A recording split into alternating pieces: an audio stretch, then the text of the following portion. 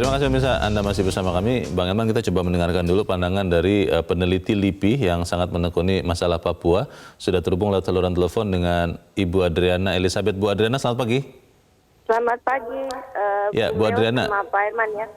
Iya, betul. Terima kasih sudah bersama kami. Bu Adriana, kita membahas soal penanganan atau penyelesaian masalah yang arif, positif, dan solutif bagi Papua. Kalau Anda melihat, sampai sejauh ini penegak hukum sudah mengarah ke situ tidak, Bu? Sudah ada ujung tidak bagi para pihak yang kelihatannya menjadi memprovokasi, kemudian perasaan tidak suka, dan akhirnya membuat kerusuhan di beberapa tempat di Papua. Anda melihat itu tidak, Bu Adriana? Ya, kalau saya mengacu kepada statement Kapolda Jawa Timur, kan proses hukumnya masih berjalan ya. Artinya kan memang kita harus menunggu hasil investigasi dan sebagainya itu. Tapi saya harap tentunya jangan terlalu lama ya, karena ini kerusuhannya kan masih terjadi dan hari ini saya dengar infonya akan lebih besar daripada kemarin. Ya. Jadi kan memang itu harus segera kemudian disampaikan hasilnya. Ya, secara jujur mengatakan siapa pelaku, siapa provokator, dan seperti apa sebetulnya peristiwa itu bisa pecah gitu. Oke, kalau temuan Bu Adriana dan teman-teman itu sebetulnya memang betul ya Bu, bahwa yang terjadi di Surabaya, di Malang, itu adalah akibat provokasi yang kemudian ujungnya membuat saudara-saudara kita di Papua menjadi marah karena perlakuan yang tidak manusiawi. Betul begitu Bu Adriana? Ya, ini pandangan saya sendiri lah ya, karena kan kita juga berdiskusinya hanya lewat WA nih dengan tim di LIPI. Jadi itu jelas ada provokasi. Jelas ada provokasi dan apalagi terkait dengan persoalan rasisme gitu ya, dan identitas, itu kan sangat sensitif untuk Papua.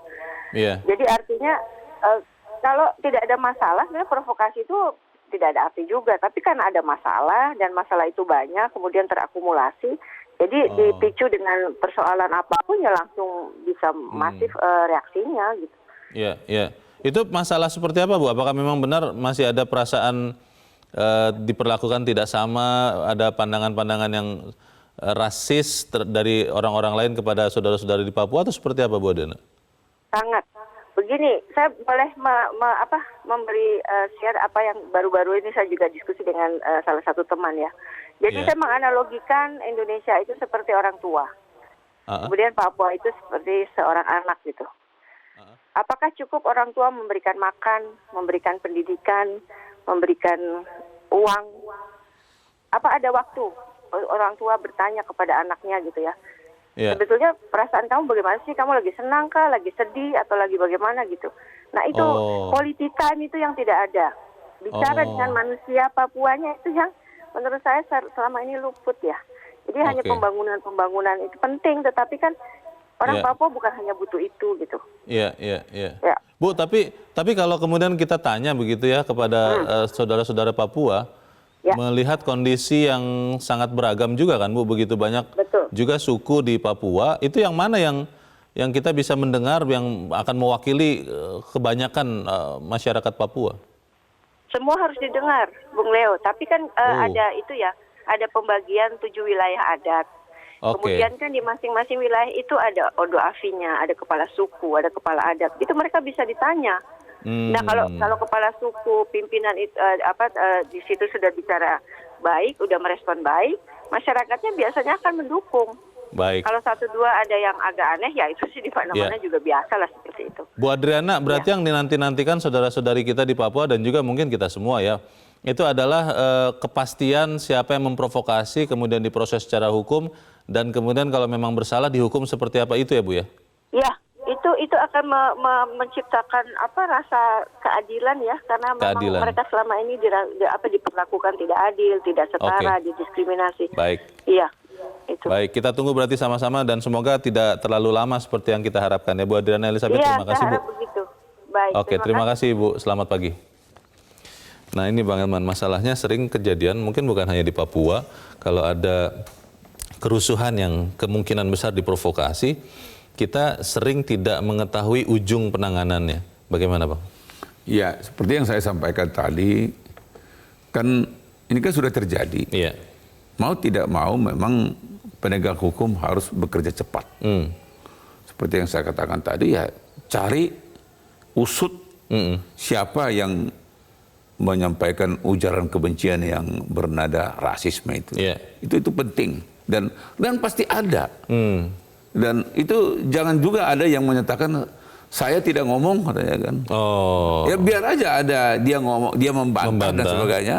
Tapi penegak hukum tidak boleh serta-merta percaya kepada bentahan gitu ya. Karena mungkin ada bukti-bukti lain yang menunjukkan sebaliknya. Semua tindakan pasti ada bekasnya gitu. Jejaknya. Ada jejaknya gitu. Jadi itu satu. Kedua, memang penanganannya di Papua juga harus lebih soft lah.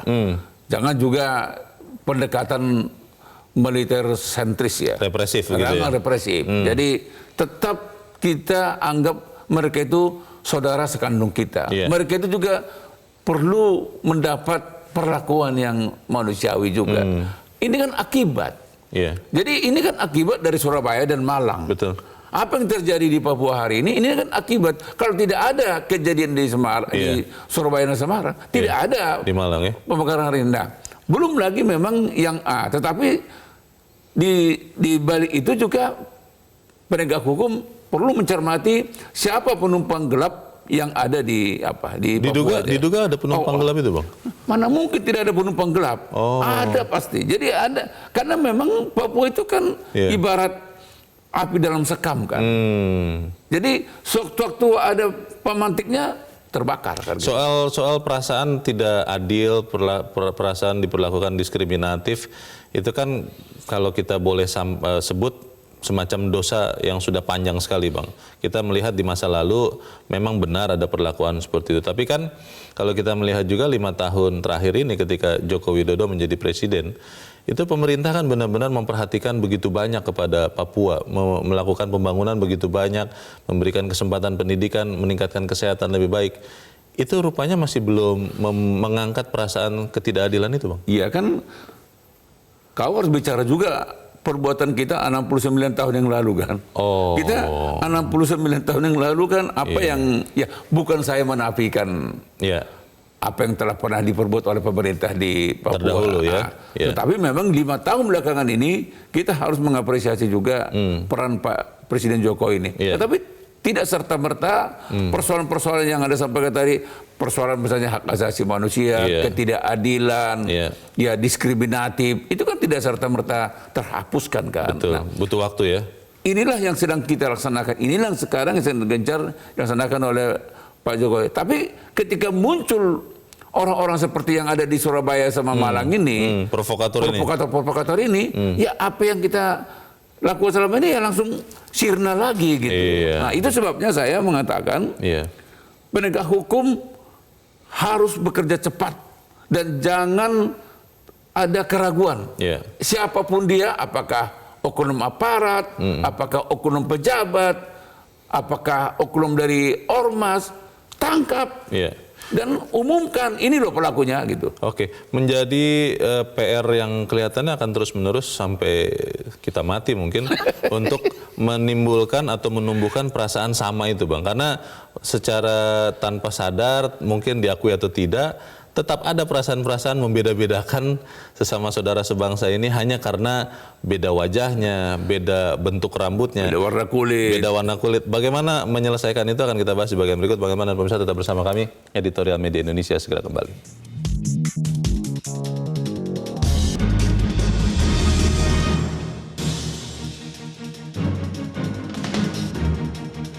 Terima kasih pemirsa, Anda masih bersama kami. Bang Elman, kita coba mendengarkan dulu pendapat dari pemirsa Metro TV tentang masalah ini. Kita sudah terhubung dengan pemirsa Metro TV di Malang, Jawa Timur. Ada Dani. Mas Dani, selamat pagi. Selamat pagi Bang Leo, selamat pagi Bang Elman. Selamat pagi Mas Dani. Bagaimana Mas pendapat Anda? Oke, yang pertama saya berharap Pak Sutiaji sebagai Wali Kota Malang, Bu Risma sebagai Wali Kota Surabaya, dan Bu Khofifah Indar Parawansa sebagai Gubernur Jawa Timur bertiga berkunjung ke Papua dan secara terbuka meminta maaf kepada masyarakat Papua di sana. Karena apa? Karena kerusuhan di Papua, suka tidak suka pemicunya ya kejadian di Malang dan di Surabaya ini gitu loh. Jadi sudah seyogyanya lah kepala-kepala daerah terkait yang ada di Jawa Timur berkunjung ke Papua, bukannya kepala daerah Papua yang berkunjung ke Jawa Timur gitu. Kita yang harus meminta maaf kepada masyarakat Papua gitu. Gitu. Ya, mungkin secara garis besar ya saling memaafkan lah, tapi kita lah yang harus lebih dulu meminta maaf gitu. Itu yang pertama. Terus yang kedua, saya mengajak kepada seluruh masyarakat Malang khususnya dan masyarakat Jawa Timur, hilangkanlah segala persepsi negatif terhadap suku-suku di luar suku Jawa gitu ya, terutama kepada masyarakat Indonesia Timur gitu. Seolah-olah kalau orang Ambon itu begini, orang Makassar itu begini, orang Papua itu begini, orang Flores itu begini gitu. Hilangkanlah segala. Kenapa? Itu masih ada ya, Mas Dhani ya? Ada, Apa Bang Leo, semacam ada. stigma begitu masih ada ya? Ada, kita rasakan di sini gitu. Jadi hilangkanlah segala persepsi negatif terkait suku-suku di luar suku kita gitu. Lihatlah manusia itu hanya sebagai manusia utuh, jangan dilihat dari etnis atau agamanya gitu ya. Itu begini Bang Leo dan Bang Elman, saya ingin cerita sedikit. Itu di Malang itu stereotip negatif terhadap orang Indonesia Timur itu memang awalnya dipicu oleh pengalaman traumatik para pengusaha indekos gitu ya. Saya sendiri juga pengusaha indekos gitu. Mereka tuh kalau orang-orang Indonesia Timur itu ada satu anak dari Indonesia Timur, entah itu dari NTT, dari Maluku atau dari Papua, itu kalau kos itu kelakuannya selalu urakan. Kadang-kadang keisengan mereka tuh suka merusak properti di tempat indekos, misalnya kalau lagi rokokan gitu, merokok itu suka mencuci kasur gitu ya. Tapi itu kan hanya 1-2 anak gitu loh. Tidak bisa digeneralisir begitu ya? Iya, seolah-olah digeneralisir. Padahal pengalaman pribadi saya sebagai pengusaha indekos, justru kebanyakan anak-anak kos yang orang Jawa sendiri yang kelakuannya kurang ajar gitu. Kalau orang Papua rata-rata mereka malah lebih sopan gitu. Nah ini pengalaman traumatik beberapa pengusaha indekos ini yang seolah-olah jadi persepsi negatif secara umum gitu loh. Baik, terima kasih Mas Dhani untuk pendapat Anda dari Malang, Jawa Timur. Selamat pagi. Di belakang Mas Dhani ada Pak Vence di Manado, Sulawesi Utara. Pak Vence, selamat pagi Pak. Selamat pagi Bung Leo, selamat pagi Bung Elman, shalom. Shalom, silakan Pak Vence. Jadi begini, Bung Leo, Pak Elman. Saya sependapat tadi dengan pakar Ibu siapa ya, dalam prolog tadi, mengatakan bahwa sebetulnya kalau Papua itu kita kategorikan dia itu adalah saudara kita yang termuda. Daerah-daerah Jawa, daerah Sulawesi, daerah Kalimantan, inilah kita tuntun mereka untuk bagaimana menjadi masyarakat Indonesia yang lebih baik, berperilaku yang lebih baik. Katakanlah seperti itu.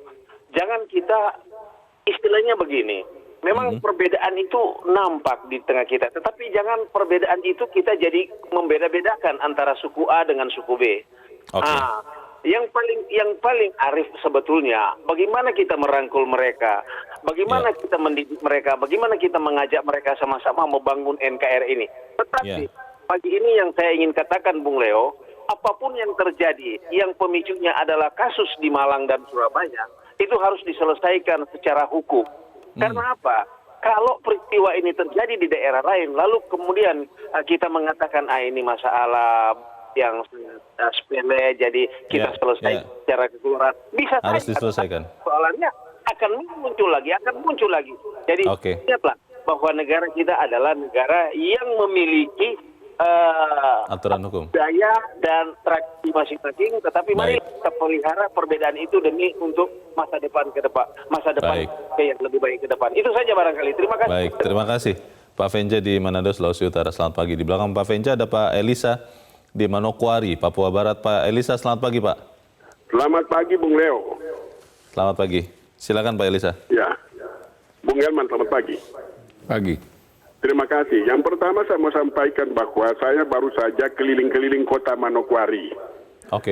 Dan pagi ini Manokwari dalam keadaan tenang, aman dan kondusif. Saya pantau ada beberapa atau petugas-petugas pengamanan TNI Polri ada berada di tempat-tempat titik-titik dalam rangka pengamanan kota Manokwari. Aktivitas yang ada di kota Manokwari saat ini, kendaraan roda 2 berupa ojek maupun aktivitas pegawai negeri sipil, para pedagang sudah berangsur-angsur mulai kegiatan aktivitasnya. Sekalipun di tempat saya di wilayah Kelurahan Amban, kios-kios belum dibuka, tapi itu tidak merupakan kendala. Kita masih tetap mendapatkan. Di sisi lain, Ya, Pak. Saya mau kasih tahu bahwa kalau kita bicara Bhinneka Tunggal Ika, Iya. kalau kita bicara wawasan kebangsaan, kalau kita bicara Indonesia Mini, Papua tempatnya. Ya, Iya, karena Pak. saya ini dulu mantan wartawan keliling-keliling, tidak ada orang Papua yang jadi pejabat penting di Jawa Timur. Tidak ada orang Papua menjadi pejabat penting di Malang. Tetapi orang Jawa ada pejabat penting di Papua. Oke. Nah, itu yang harus diantisipasi. Dan saya setuju dengan apa yang dikatakan oleh Bang Dedi Ya. tadi. Risma Ya. hari ini, Ibu Gubernur dan juga Ya. Wali Kota Malang datang dan bersilaturahmi dengan orang-orang pejabat Papua dan Baik. masyarakat Papua. Oke. Itu sangat penting. Sangat Dan bagus, informasi tambahan Bung Elman bahwa pagi ini akan tiba di Manokwari siang hari nanti rencananya Kapolri, Panglima TNI sama Menko Polhukam Wiranto dan akan melakukan pertemuan dengan masyarakat Baik. Papua dan termasuk sebuah suku. Baik. Baik, terima kasih Pak Elisa di Manokwari, Papua Barat. Selamat pagi, Pak. Di belakang Pak Elisa masih ada pemirsa Metro TV di Ambon, Maluku. Ada Pak Poli. Pak Poli, selamat pagi, Pak. Halo? Pak Poli di Ambon, Maluku? Ya, kelihatannya masih belum tersambung. Kita akan coba nanti. Mungkin Bang Elman, tadi sudah disampaikan oleh beberapa pemirsa. Mas Dhani tadi mengatakan sudah wajar, sudah baik kalau kemudian para pemimpin daerah di Jawa Timur, di Malang, Surabaya, juga gubernur boleh bersilaturahmi ke Papua untuk membuat hubungan ini menjadi lebih baik lagi. Bagaimana Bang Elman? Ya, itu saya pikir salah satu juga untuk melunakkan perasaan dari masyarakat Papua ya. Iya. Tetapi memang tidak hanya sekedar di permukaan kan. Tidak hanya simbol harusnya. Tidak simbol. Jadi itu ya mendatangkan gubernur, wali kota Surabaya sama Malang ke Papua itu kan persoalan mudah itu kan. Nah, iya. Nah, tapi kan sebetulnya lebih dari itu. Tadi ada yang sedikit agak menyentuh ya seperti Iya. katakan Pak Elisa Pak tadi. Elisa di Manokwari. Ya, jadi ini yang harus dijawab oleh seluruh bangsa ini gitu. Jadi kalau kita mau ulangi kan dia bilang kan ya mohon maaf sebetulnya kan. Iya. Jadi orang Jawa Timur itu cukup banyak pemimpin di Papua. Pernah nggak orang Papua jadi pemimpin di Jawa Timur? Itu ini kan sebetulnya dia Pak Elisa ini tidak bermaksud untuk mengungkit-ungkit apa. Itu perenungan buat kita semua. Jadi kita juga jangan arogan gitu loh. Jadi itu sebabnya saya ingin mengatakan ya, salah satu juga untuk mengobati, untuk menyelesaikan masalah ini, seluruh pejabat-pejabat yang ada di Papua, tanpa kita membedakan suku-sukunya, jangan sampai berbuat di sana itu karena dia sementara, lalu dia memeras. Jadi dia mencari keuntungan sebesar-besarnya, dia korupsi, habis itu dia tinggalkan itu Papua. Gitu. Nah, ini kan orang Papua kan melihatnya ini, mereka selalu menganggap ini kan pejabat-pejabat ini semua kan datang ke sini untuk menguras kekayaan kami. Sudah ada di alam bawah sadar mereka pikiran seperti itu. Hingga hari ini itulah penyakit yang belum pernah disembuhkan. Jadi makanya ketika terjadi misalnya otonomi khusus ini, maka mereka bilang enggak, seluruh jabatan ada nama kami gitu. Sebetulnya kan orang Papua juga sangat welcome terhadap siapa saja untuk berjabat di sana. Tapi yang dia ingatkan, tapi jangan kerjanya mencuri gitu loh. Baik. Jadi sekali lagi mari kita renungkan apa yang dikatakan oleh Pak Elisa tadi. Itu perenungan yang betul-betul harus kita lakukan. Baik, kita akan lanjutkan tapi kita harus jeda lagi. Bang Elman dan pemirsa tetap bersama kami. Editorial Media Indonesia segera kembali.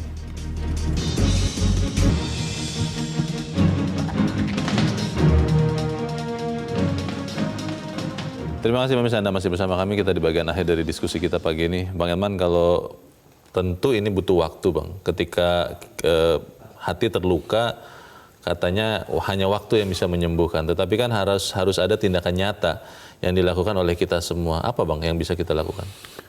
Ya memang harus kita mampu menyentuh perasaan hati yang paling dalam dari masyarakat Papua ya. Iya. Untuk mengobatinya kan mereka harus bisa juga mereka menjadi diri kita kan. Diri kita menjadi mereka itu nggak bisa kita janjikan. Yeah. Tapi bagaimana kita bisa menjadi orang Papua hari ini gitu ya. Sehingga bisa merasakan betapa pahitnya ketika ada orang yang menuduh, mencap kita misalnya itu kan itu sakit. Kalau kita dinyatakan itu sakit nggak kita? Ya sakit gitu. Pasti. Nah, oleh karena itu sekaligus kita juga mengambil hikmah, tidak hanya orang Papua. Yeah. Semua kita memang hilangkanlah itu SARA itu. Gitu. Yeah. Jangan ada lagi suku, agama, ras. Itu udahlah. Kita 74 tahun kita merdeka. Yeah. Misalnya mulai hari ini kita juga jangan lagi bicara tentang agamamu apa. Betul. Sukumu apa. Yeah. Rasmu apa. Yeah. Udah, kita adalah Indonesia. Bangsa Indonesia. Pemegang saham utama di Republik ini Sabang Merauke gitu. Jadi tidak ada di sini pemegang saham prioritas. Betul. Semua sama. Apakah dia orang Papua, apakah orang Aceh, apakah orang Batak, apakah orang Jawa, apakah orang Manado, pemegang saham utama. Yeah. Nah, ini harus menjadi ada di dalam diri kita.